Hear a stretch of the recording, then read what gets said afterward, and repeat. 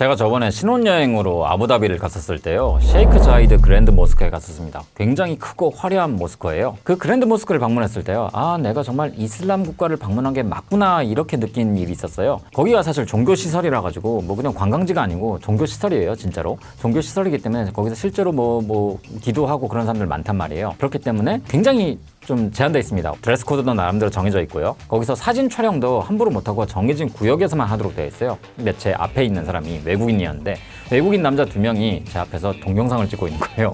저는 그 옆에 사진 찍고 있었고요. 근데 거기에서 보안 시큐리티가 와가지고 그 외국인 2명 딱 불러가지고 하는 거예요. 핸드폰 좀 보자. 동영상 찍으니까 핸드폰 보자고.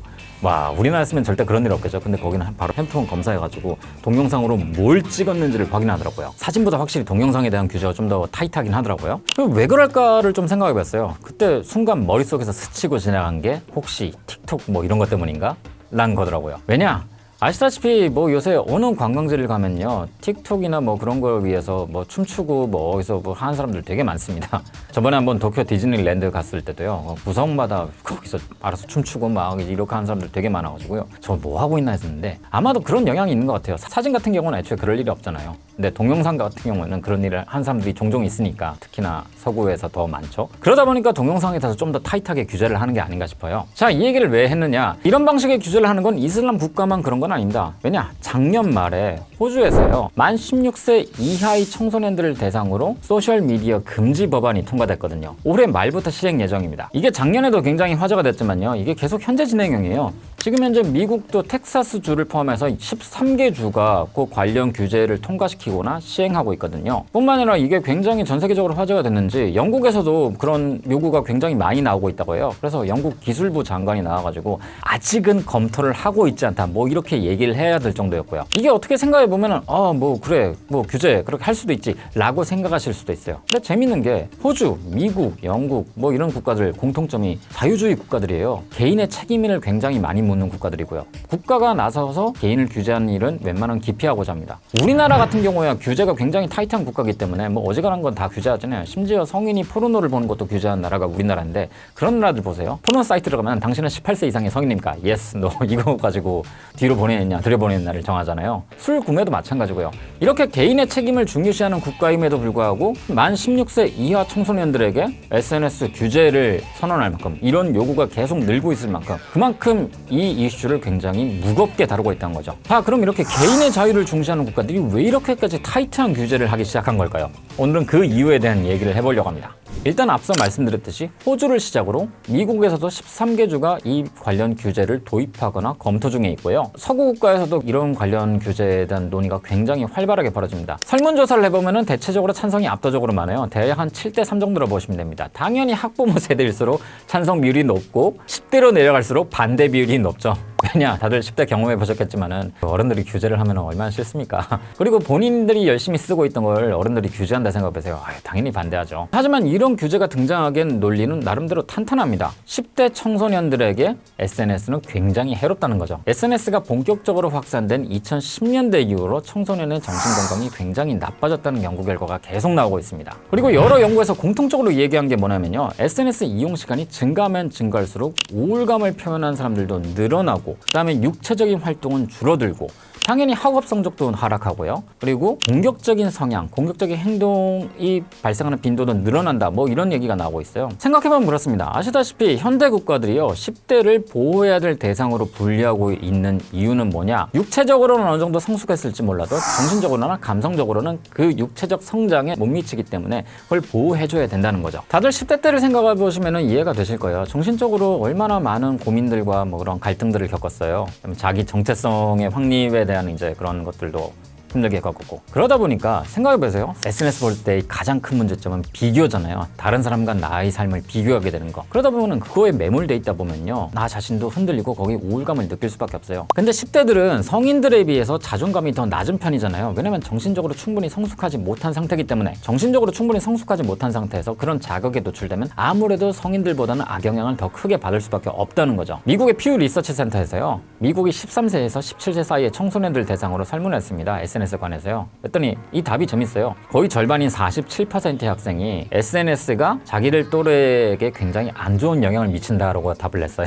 그리고 비슷한 이제 비율의 응답자들이 점점 SNS 이용 시간을 줄이려고 노력하고 있다. 이게 무슨 말이냐? SNS가 자기들의 정신 건강에 안 좋고 자기들에게 부정적인 영향을 미친다는 걸 이미 미국의 청소년들도 절반 정도는 인지하고 있다는 거예요. 자, 이렇게 논리가 탄탄하니까 SNS를 규제해야 된다. 더 이상 유해한 것을 청소년들에게 노출시킬 수는 없다. 그렇기 때문에 SNS 자체를 마치 술이나 담배처럼 여기고 규제를 해야 된다는 겁니다. 대체적으로 청소년들에게 SNS가 굉장히 큰 악영향을 미친다는 데는 대부분 다 공감을 하고 있어요. 심지어는 이 16세 미만에 대한 SNS 규제에 반대하는 사람들조차 여기에 대전제에 대해서는 공감을 하고 있어요. 근데 이 사람들이 반대하는 이유는 뭐냐? 규제가 그게 실제로 실효성이 있냐 이거예요. 대표적인 사례로 많이 드는 게 우리나라의 게임 셧다운제입니다. 기억하시죠? 옛날에 한참 2010년대부터 그렇게 거의 한 10년 정도 유지했잖아요. 이 내용이 뭐냐? 청소년들이 밤에 게임하면 안 되니까 그걸 막아버리자. 그래서 청소년 아이디는 10시였나요? 12시였나요? 게임 이용을 못하게 이제 그 시간 되면 이제 게임에서 그냥 로그아웃을 시켜버렸잖아요. 근데 아시겠지만은 그게 실효성이 없었습니다. 왜냐? 다들 10대 때를 생각해보세요. 어른들이 뭘 하지 말라고 막으면은 우회할 방법을 찾습니다. 그때도 실제로 그랬죠. 자기 부모의 주민번호를 도용해가지고 가입을 하거나 뭐 그렇게 한다는 거예요. 그것과 동일한 현상이 발생할 수 있다는 거죠. 지금 우리나라에 어지간하면 굉장히 많은 개인정보를 요구하고 있기 때문에 이게 체감이 안 될 수 있는데 뭐 주요 선진국들 같은 경우는 어떤 데 가입할 때 개인정보에 대한 요구가 그렇게 많지 않습니다. 그렇기 때문에 연령으로 규제를 하려면 지금부터 개인정보를 수집해야 되고 거기에 따라서 거의 이제 걸러내고 걸러내고 필터링을 해야 됩니다. 여기서 문제가 생기기 쉽다는 거죠. 이걸 10대들이 속이려고 할 거고 여기에 대해서 개인정보 도용이 발생할 수도 있다. 뭐 이런 문제인 거죠. 또 다른 걸로 예를 드는 게 그럼 어디서부터 어디까지 규제해야 되냐? 호주 같은 경우에는요. 뭐 틱톡이나 페이스북, 그다음에 인스타그램까지는 이제 뭐 규제 대상에 들어갔는데 유튜브는 빠졌습니다.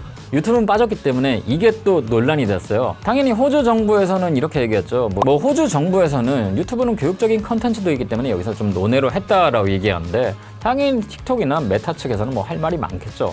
이게 어느 거를 규제하고 어느 건 규제하지 않을지 이거를 결정하는 것도 굉장히 어려운 일이란 거죠. 그러면 핸드폰을 이용하지 못하게 하는 건 어떠냐라고 얘기를 하는데 여기에 대해서도 좀 의견이 갈립니다. 실제로 미국에서는 한번 실험을 했었어요. 학교에서 핸드폰을 수거해서 학교 내에서 사용하지 못하게 하는 곳과 그냥 규제 없이 자유롭게 쓸 수 있게 하는 곳. 결론만 얘기하자면 정신건강에는 큰 차이가 없었다라고 나옵니다. 뭐 학교에서 하지 않더라도 결국 집에 가서 하게 되니까요. 그럼 집에서 알아서 규제를 할 수 있도록 이렇게 가이드라인을 잡아주고 성인들이 지도를 해줘야 되는데 이것도 사실 쉽지 않다는 거죠. 똑같은 문제가 납니다. 왜 부모가 해야 될 일을 국가로 떠넘기냐? 그냥 기업으로 떠넘기냐? 정말 실질적으로는 이거를 하기가 쉽지 않다는 거죠. 그리고 또 다른 얘기가 나요.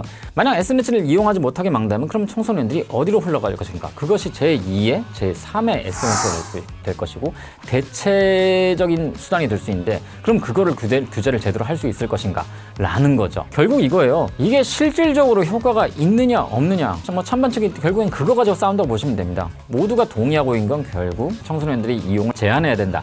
여기엔 대체로 다 동의를 하고 있는 거고요. 참 어려운 문제죠. 어떻게 생각하면 이게 사실상 21세기 버전의 아편 전쟁이나 다름없는 게 아닐까라는 생각도 들고요. 현실에서 눈을 돌리게 만드는 점도 사실 아편과 비슷한 부분이 있는 것 같고요. 다만 문제는 여기서 승자가 없다는 거죠. 전 세계 모두가 피해자고 모두가 패자가 된다는 거. 그런 차이가 있는 것 같아요. 그리고 이 규제가 가면 갈수록 요구가 정말 점점 더 늘어날 것 같습니다. 왜냐하면 이 문제를 그냥 방치할 수 없다는 게 지금 서구 국가들에서도 계속 나오고 있는 방향성이니까요. 물론 규제가 최고의 해법은 아니에요. 근데 이거 외에 방법이 뭐가 있냐라고 보면 이거야말로 정말 애매한 부분이거든요. 우리나라도 규제 좋아하니까 결국에는 이 방향으로 흘러가지 않을까 싶고요. 이 부분은 쉽게 풀리지 않을 것 같기도 합니다. 뭐랄까요? 시대가 원하는 규제라고 해야 될까요? 뭐 살다 서구권에서 이렇게 개인의 인권을 더 앞서 나가는 이 문제에 관심을 가지고 규제를 도입하는 걸 또 보게 되네요. 결국 이 문제에 대한 해법은 그건 것 같아요. 확실히 자존감을 찾아야 된다. 자존감이란 게 내가 최고다. 난 무조건 최고야. 난 무조건 잘해. 난 무조건 능력 있어.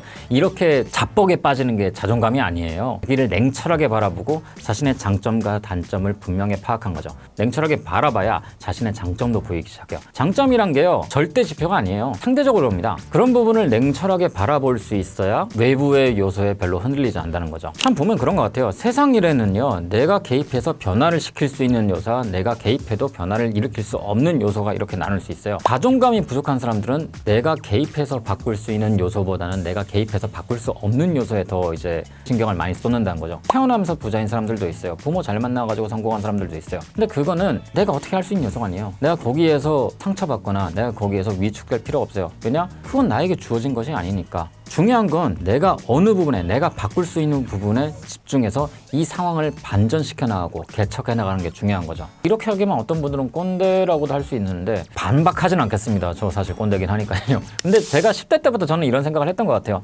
내가 할 수 있는 요소, 내가 개입해서 바꿀 수 있는 요소, 내가 할 수 있는 없는 요소를 분리하고 여기에는 신경을 쓰지 않기로. 왜냐면은 그거 해봤자 결국 내 인생 비관밖에 안 돼요. 그럼 그게 나한테도 부정적인 영향을 끼친다는 거죠. 결국 SNS에 대한 규제도 그런 것 같아요. 10대 때는 이런 가치관이나 사고관을 확립하기 힘드니까 어느 정도 성장할 수 있도록 그 성장할 때까지 보호하자 이런 거죠. 어떻게 보면은 뭐 서구 국가에서 이런 규제가 나오는 것도 뭐 그런 맥락에서 볼 수 있어요. 서구 국가들은 10대에 대한 보호를 엄청나게 강력하게 하고 있잖아요. 그렇기 때문에 이들을 안전한 환경에 보호해줘야 된다. 그런 관점에서 보자면 이런 강력한 규제가 도입되는 것도 납득이 되는 거죠. 자, 오늘은 전 세계적으로 불고 있는 10대 청소년들에 대한 SNS 규제에 대해서 말씀을 드렸는데요. 오늘 이야기가 재밌으셨다면요, 따봉 부탁드리고요. 다음엔 또 다른 재미있는 이야기로 찾아뵙겠습니다. 안녕히 계세요.